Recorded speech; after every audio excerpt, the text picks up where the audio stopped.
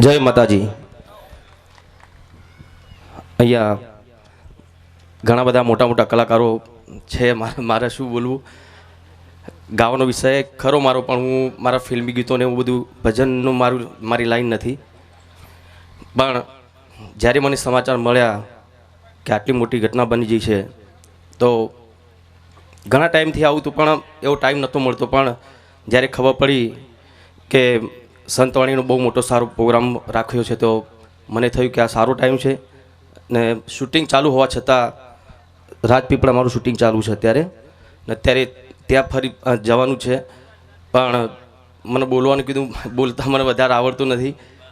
પણ શું કહું, હવે એટલું જ કહીશ કે જે દેવલોક પામ્યા છે એમને મારી ભાવભીની શ્રદ્ધાંજલિ. ભગવાન માતાજી એમની આત્માને શાંતિ આપે. જય માતાજી.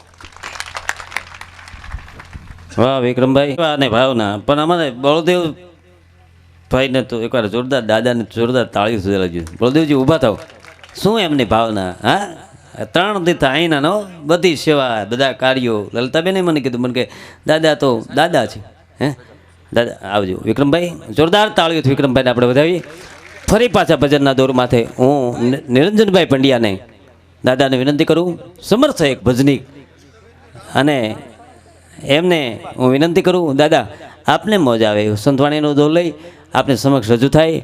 ભાઈ નિરંજનભાઈ પંડ્યા જોરદાર તાળીઓના ગડગડાટથી અમારે રાંદલના દડવાથી મંદ બાપુને વધાર્યા છે. બધા સંતો આવ્યા છે, બધાને અહીંથી આવકારીએ છીએ. 18 વરણને વાહ વાહ.